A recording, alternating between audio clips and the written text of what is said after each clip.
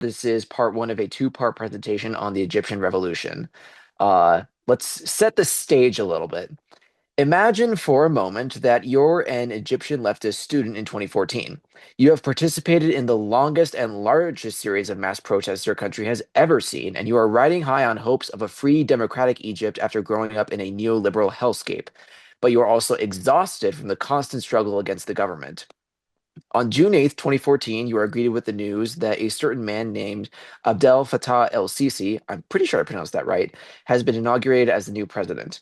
After 3 vicious years of striking, occupying city areas, and enduring extreme violence at the hands of the state, your efforts have resulted in the exchange of an authoritarian regime for an authoritarian regime. One cannot even begin to understand the betrayal, frustration, and despair you are feeling at this moment, and you know with absolute certainty that things are not only very bad right now, but are going to get even worse from here on out. However, you are also aware that the fight is nowhere near close to over, and you are going to continue that fight no matter what. The story of the Egyptian Revolution is a tragedy in the purest form, starting with an absolute bang and ending with a definite whimper. It began in January 2011 with an uprising in Tunisia quick, that quickly spread throughout the entire Middle East, and this Arab Spring would be followed by an Arab Winter that sees authoritarian regimes triumph over popular uprisings, of which Egypt is only one, but a massive epicenter. Some people don't call this a revolution, and some refer to it as a coup, but it's more accurate to describe it as a revolutionary situation that was hijacked by a counter-revolution. This leads to an interesting question, that being, can you have a counter-revolution without having a successful revolution for the counter-revolution to overthrow? After all, the ruling class was never overthrown, only replaced by basically the same clique with the same goals, and the quote-unquote new regime made things exponentially worse.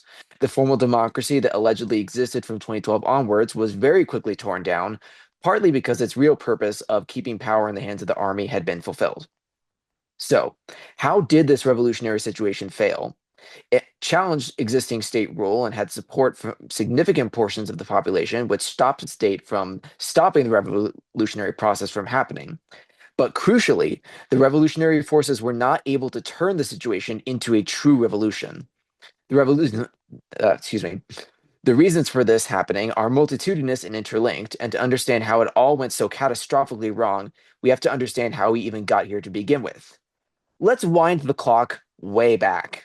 Despite the fact that we're talking about something that happened in like 2011 and onward, we the stage is set all the way back in 1798, which is when Napoleon invaded what was then Ottoman Egypt. And Napoleon's invasion ultimately led to a bunch of reforms that were put in place by the Ottoman governor Muhammad Ali when he took office. I believe that was in 1805. So one of the main things that he did was he began producing cash crops for export, and we see that as cotton in the Delta and then sugarcane in the South. And cotton will become increasingly important throughout this whole narrative here. He also caused the or encouraged the transformation of the irrigation systems and overturned the Itzium, and I'm sure I'm mispronouncing that, system of tax farming and replaced it with a state-controlled agriculture, which also had then reforms to slowly introduce private property. Common mercantilist trade policies were enacted, and the textile industry was also developed, which was happening all throughout Europe at the same time. And so these reforms were considered a form of defensive modernization, which was an attempt to maintain the pre-capitalist social formations by borrowing technical aspects from industrial capitalism. And we see this happen in a number of countries throughout history, and it always fails. Like capitalism replaces social relations with the social relations that make up capitalism, I mean. And these reforms were enacted through, and I'm sure I'm mispronouncing this because it's a French word, corvée labor, which is a type of like labor conscription where you're forced to do unpaid labor for the state. And then this was done by the Egyptians, and they also used Sudanese slave labor. So we see that they integrate into world trade throughout the 19th century, specifically in the 1820s and 30s, despite failed early industrialization projects.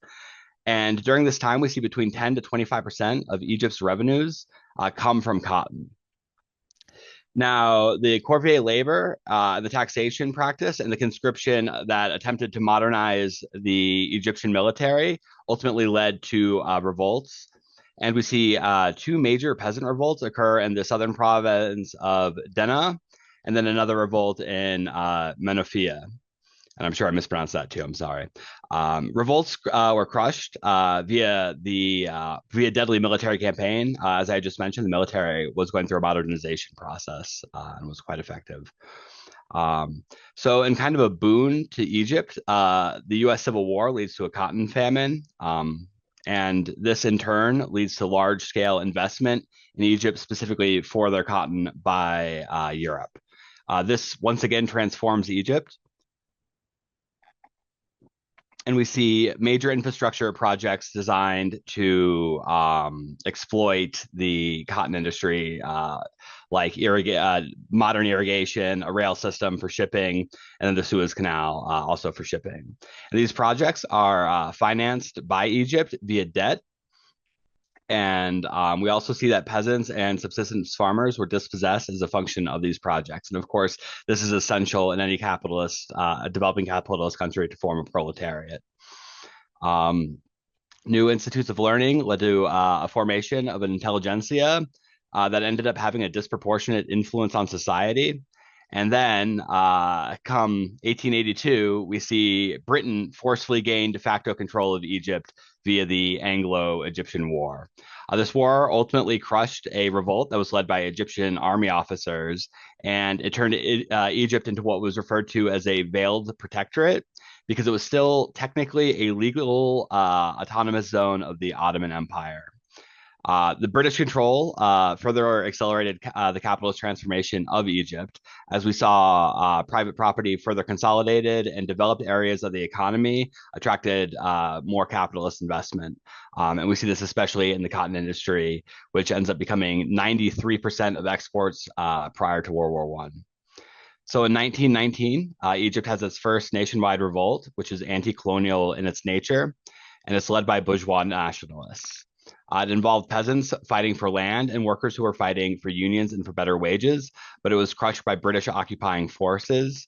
Now, the bourgeois leadership won some concessions via negotiations in 1923, but ultimately did not solve any major issues because the bourgeoisie were more interested in that negotiation process than any kind of mass mobilization and securing national rights through those means.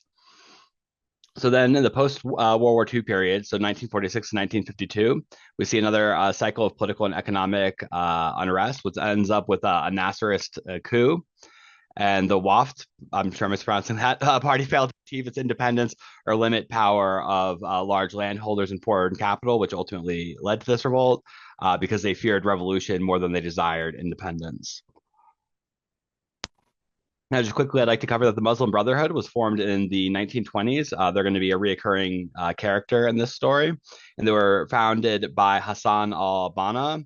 And they grew really rapidly throughout the 30s and 40s by arguing that the WAFT leaders failed at independence because they had abandoned their Islamist principles and embraced Western culture. And the Muslim Brotherhood was especially popular with the petty bourgeoisie. We also had the Communist Party, which was outlawed and repressed by the WAFT Party in the 20s. It was reestablished in the 30s. And it grew among students and workers specifically, but had a Stalinist orientation that focused on the National Front. And to that end, it ultimately ended up allying with the WAFT Party, even though they were their persecutors previously. So during this cycle of protests, an ideal revolutionary situation was squandered because the WAFT Party was paralyzed and discredited, and the Communist Party could not build up its base, and so it wasted its potential in supporting, the bourgeois powers that be. And the Muslim Brotherhood was unwilling to support workers and peasant demands, so despite its size, it could not lead the movement. And this led to the Nasserist coup in 52, where the army officers seized power. Um, this in turn led to a failed developmental state. So we see Nasser's so-called free officers establish a developmental state in the wake of their seizure of power. And there are major land reforms which break the landowning ruling class. And we see the formation of state capitalist industrialization, and they use a Soviet-styled 5-year plan that is specifically based on import substitution. Now, during this time, they develop a relatively high GDP. However, their imports, they have really high imports, and that limits investment in fixed capital. And also, Egypt failed to use the promotion of selective exports, which is like basically trying to export what the global market needs ideally in order to maximize revenue with their import substitution. So while Egypt was industrializing, it was still falling behind its industrializing peers.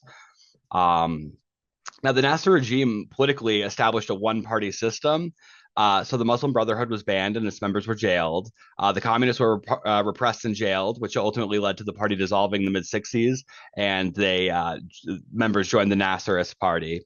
And then Nasser's developmental state failed to modernize and industrialize adequately and found itself militarily defeated in the 60s and also economically bankrupt to the point that the Nasser regime could not even attempt a second 5-year plan. Um, so in the 1970s, we see neoliberalism, the scourge that it is, come to Egypt. A flashpoint occurs between the Sadat regime and the people in 1977. Sadat was seeking to impose IMF austerities, which led to the largest strike at that time and a mass movement as well. The military was deployed to crush the revolt, and the conflict lasted 2 days, in which dozens were killed, but the austerity measures were canceled and liberalization projects were suspended.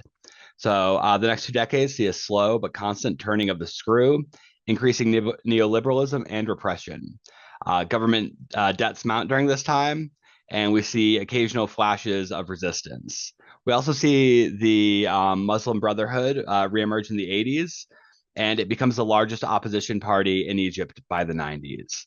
The Muslim Brotherhood's position as a nonviolent and reformist party is reinforced by the actions of the more extreme and fringe Islamic groups within Egypt. And the Communist Party, which reemerged in the 80s, couldn't compete with the Islamists and ultimately ends up collapsing into obscurity. So the 1990s sees Mubarak's regime, which executes a neoliberal push. And the plan is, according to them, market reforms, diverse exports, and increased investment in fixed capital. In actuality, what they delivered was concentrated wealth, increased poverty, and relative capital accumulation declined, leading Egypt to have one of the weakest industrialized economies in the world. Now back to you, ET. Thank you very much. Yeah, covering Mubarak's last decade, um, things moved incredibly fast in Mubarak's last decade in power. As Roddy mentioned, already having had major reforms and having collaborated with the World Bank and the International Monetary Fund, the neoliberal, excuse me, I can't even pronounce it. The neoliberalism train was full steam ahead, and Egypt was going for a very bumpy ride, to put it mildly. Let's run down the checklist, shall we? Standards of living dropped, especially due to privatization, eliminating government workers. Prices drastically increased due to recession. Social provisions dismantled and privatized. Poverty doubled. Power and capital concentrated in the hands of the government, the army, and the big businesses. This state of affairs absolutely could not continue. And in 2001, the Second Palestinian Intifada helped kick off a truly massive series of protests. Both the secular leftist opposition and the Muslim Brotherhood gained a significant boost, and both fought to organize and maintain the momentum. 2003 saw a 2-day occupation of Tahrir Square in opposition to the war in Iraq, attended by nearly 25,000 people who battled police and successfully understood the link between Mubarak's regime and the wars in the region. Switching things real quick. Um, this could be seen as another rehearsal for 2011. We can really see that Egypt has had a bit of a history in revolutionary movements, sparking up and happening every so often.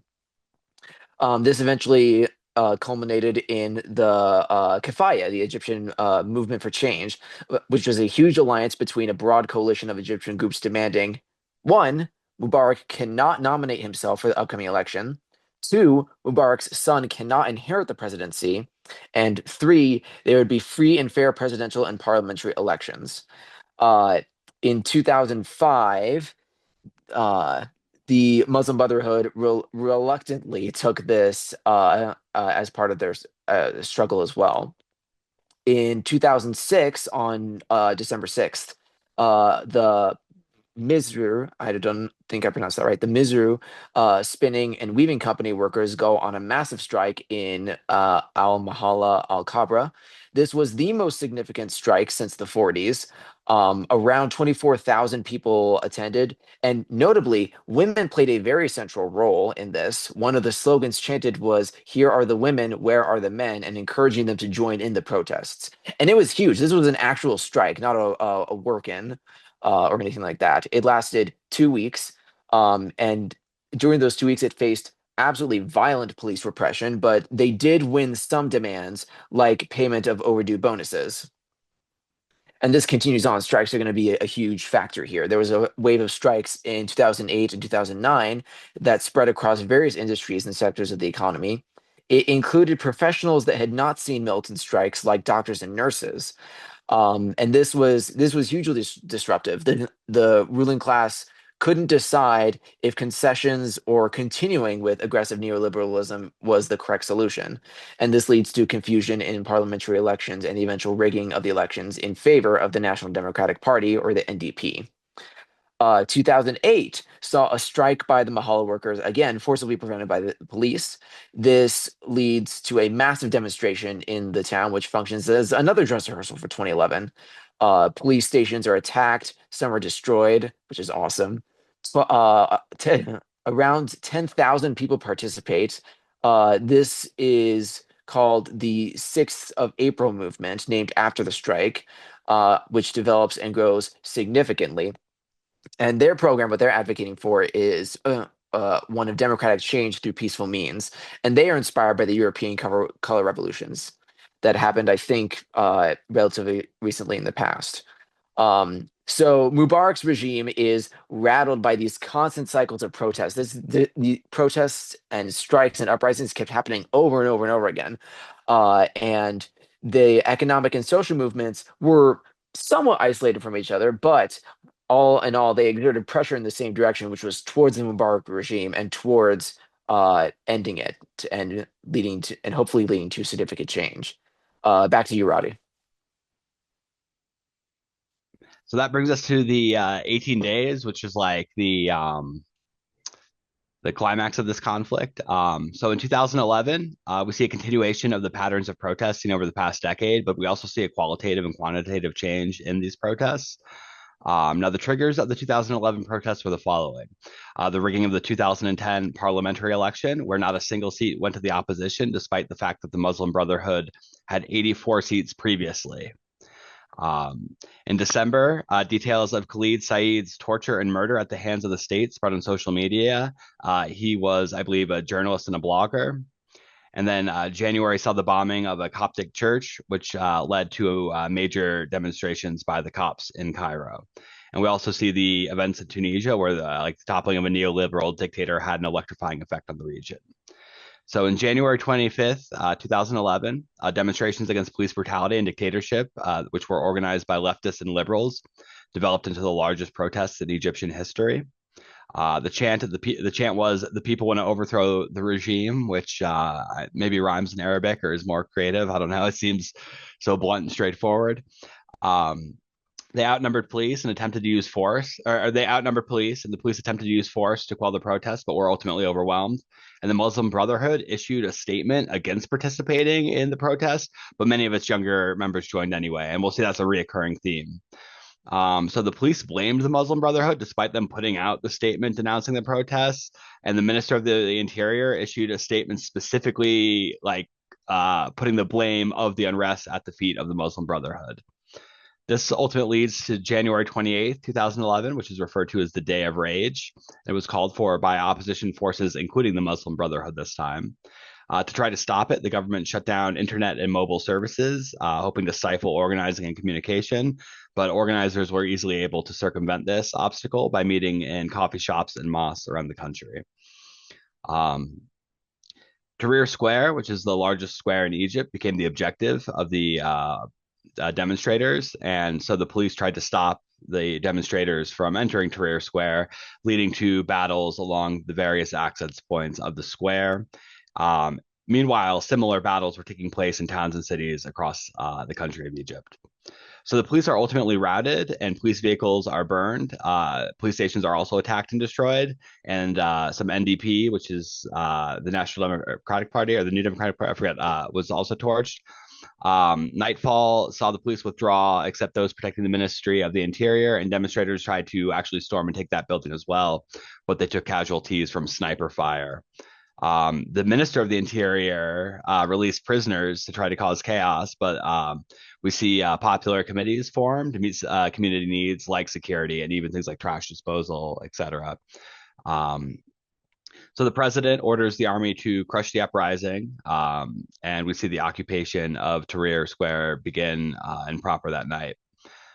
This occupation was secular and democratic, and we saw the Muslim Brotherhood hold the square along with women, Coptic youth, and also something that was referred to as ultras, which they say are soccer fans and hooligans within the reading. Um, so the atmosphere is cautiously optimistic after the victories over the police, and the organizers formed committees from the various participating groups to develop demands and further organize the movement. Um, so the abstract demands were freedom, justice, and human dignity. Concretely, those were expressed as those responsible for the deaths and injuries on 125 would go on trial. The Mubarak presidency would end. Mubarak and his inner circle would face legal consequences. The emergency laws would also end, and there would be free elections with new economic and social policies designed to redistribute wealth and end corruption and monopoly. Um, so Mubarak's response is obviously pathetic. He blames the government and promises to appoint a new cabinet.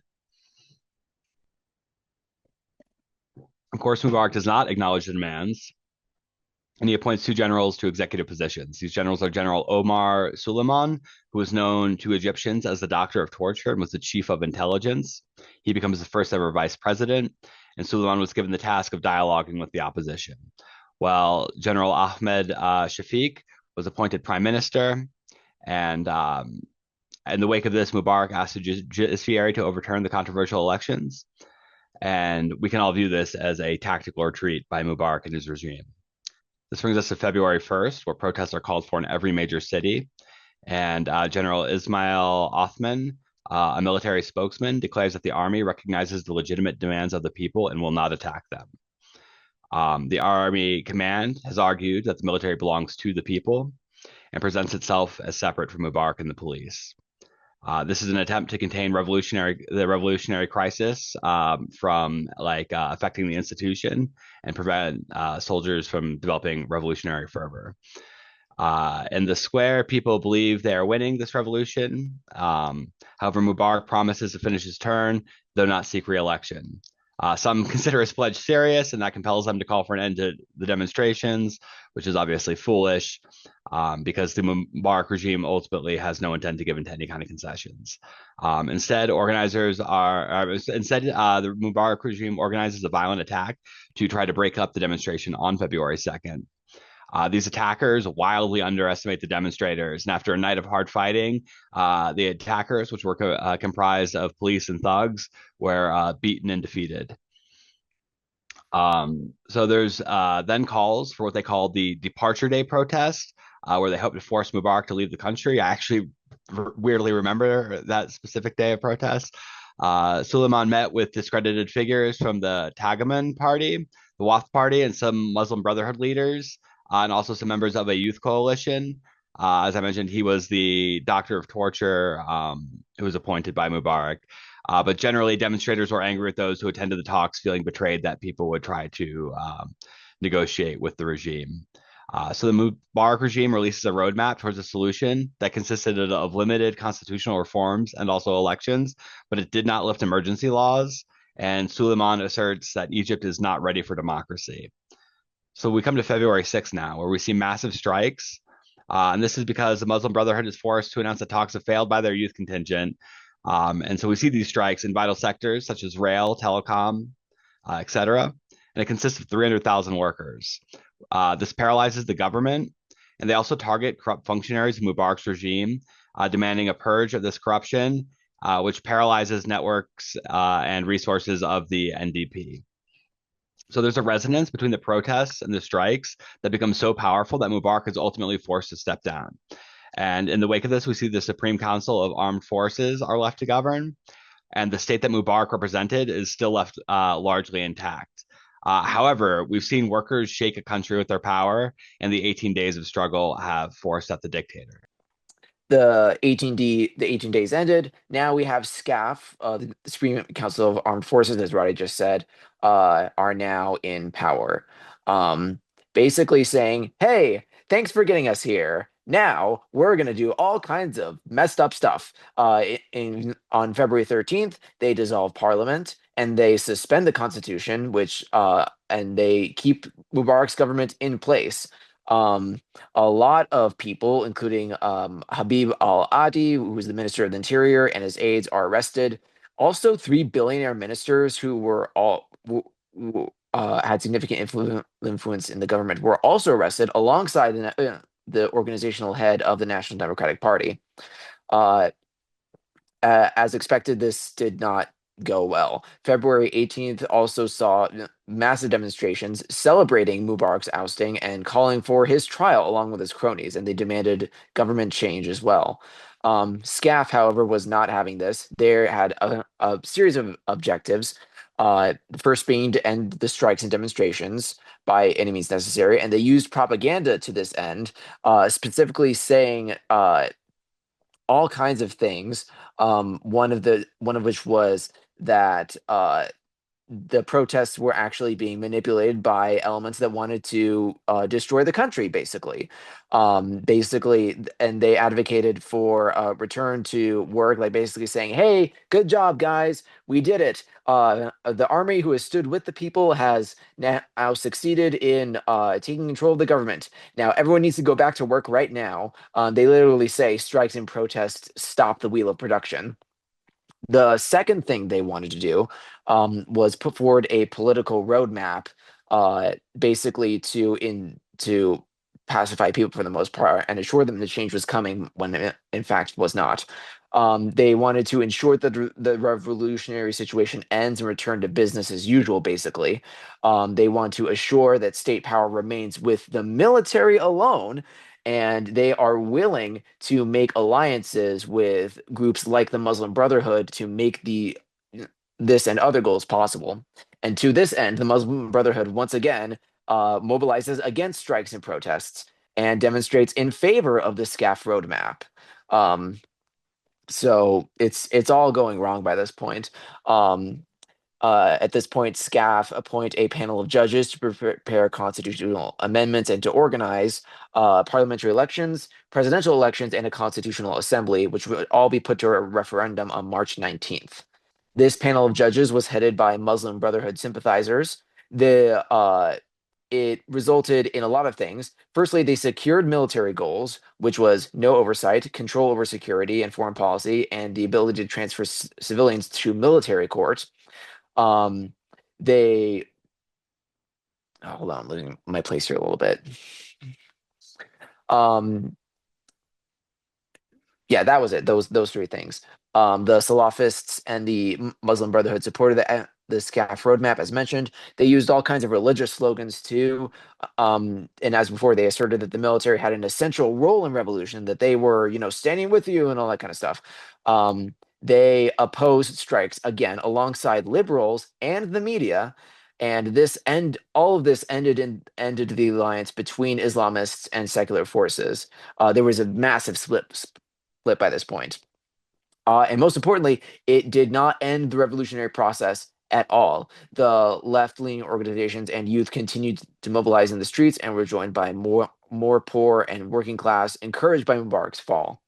There were all kinds of results of this: days of action, strikes, demonstrations, all of which forced actual concessions from SCAF. And as far as the organizations went, the Revolutionary Socialists had grown rapidly during the 18 days because they took an early position against SCAF and became a focal point of the anger against the Muslim Brotherhood and the army. Um, the major demand of the Friday protests, which I believe is when all this was happening, March 19th, Friday, I'm pretty sure. unless I'm getting my days wrong again. Um, the major demands were of these Friday protests were the dismissal of the Mubarak-appointed government of Ahmed Shak, excuse me, my goodness, Ahmed Shafiq. There we go. Um, and this results in oh geez, I've got my days completely wrong. March 3rd, SCAF concede and appoint Hassan Sharaf. They still hold on to Mubarak appointees and hire new ones. March 3rd and 4th, angry protesters storm the state security office and hold it. And despite protests, SCAF and the Muslim Brotherhood majority win referendums for constitutional amendments. And SCAF met all of these protests with unprecedented repression. March 23rd saw the law put forward criminalizing strikes and protests. Of course, that didn't stop the strikes at all, and they continue to spread. And then there was the Friday to Save revolution. Um, April 1st, Tahrir Square, the protesters made all kinds of demands, notably to ban the National Democratic Party and to speed up corruption investigations and trials. And this succeeds and leads to the arrests of Mubarak and his sons. Then there's the Friday of Cleansing and Trial. This is, I believe, April 8th. Military officers participated in uniform um, in the protests, I believe. They opposed corruption in the army, and they staged sit-ins, which was intolerable to military leadership. Um, this was very, very big. They send the police in order to break it up and fire into the crowd and arrest officers, and it's absolute chaos. The Muslim Brotherhood still maintains support of SCAF, but would occasionally mobilize to put some kind of pressure on it. So they're kind of Muslim Brotherhood seems to be kind of playing both sides for the most part in order to increase their own influence. In summer of 2011, uh, there was a great big struggle over the ownership of the revolution. The left and youth movement, allied with the newly formed women's movement and other marginalized groups, they demanded deeper reckoning with the old regime and more direct and inclusive forms of democracy and social justice. Counter-revolutionary forces, meanwhile, also steadily develop and demand return to stability, the kind of law and order line to avoid a civil war. So this is the situation in which we're going to go ahead and leave off for now. The movement is divided. It's 2011. Things are getting even more intense as SCAF continues to cement their power, and the Muslim Brotherhood continues to kind of play both sides for their own ends. Um, and this results in some pretty devastating effects that we'll talk about next time.